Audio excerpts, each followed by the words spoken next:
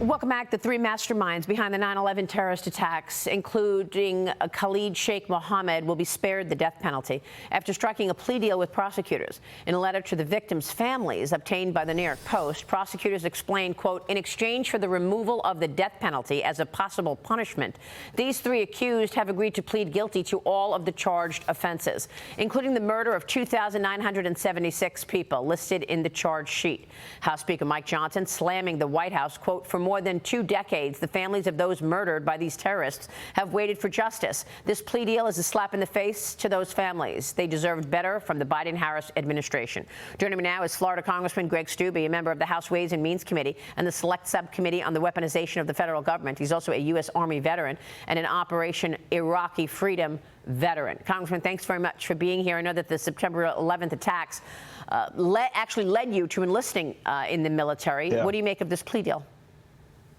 Well, it's disgusting. As somebody that I was in law school. I graduated law school early to enlist and join the Army to serve my country because then President George W. Bush asked able-bodied men and women who wanted to serve our country and fight for terrorism. So I decided to go and fight for my country and fight against terrorism. And now you have this situation after 20 years. I mean, why has it taken this long?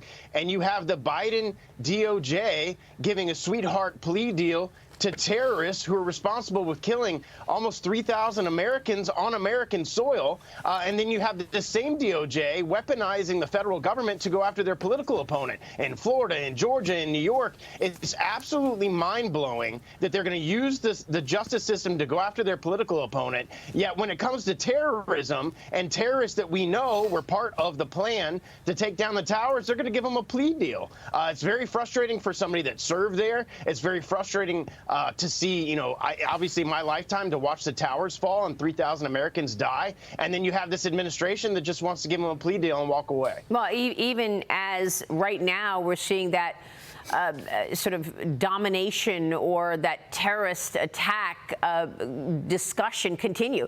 Iran's Ayatollah Khomeini has ordered a direct attack on Israel, according to reports, in retaliation for the killing of the Hamas leader Ismail Haniyeh in Tehran.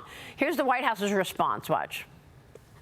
We don't believe that an escalation is inevitable, and there's no signs that an escalation is imminent. This is something that we've been concerned about since the 7th of October. I mean, we know that the Afghanistan withdrawal was a complete botched up, mistakes. 13 of our servicemen we lost. What do you make of this? Well, it's the weakness from the Biden-Harris White House, and it's the complete appeasement of the people that hate us and terrorists.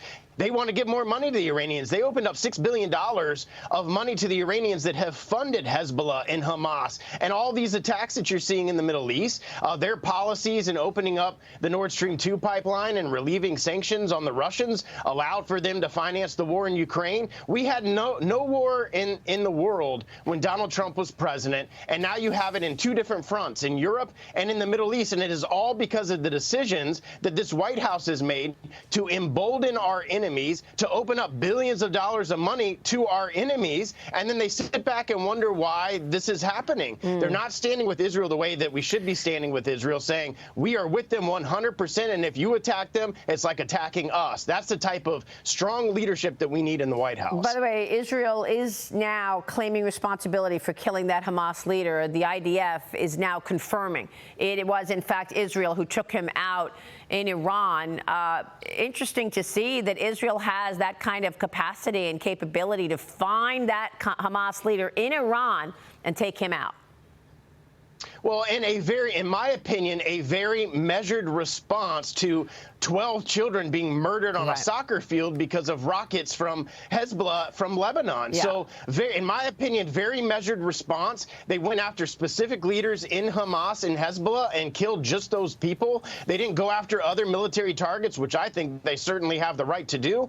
A very measured response. And then, of course, you're going to see this administration try to stand down and stand back because we have a weak leader in the White House. I don't even know who's the leader in the White House right now, but they're giving money to our enemies. They're letting terrorists go free that attacked our country. Yeah. And that's why we're having complete unrest all across the world.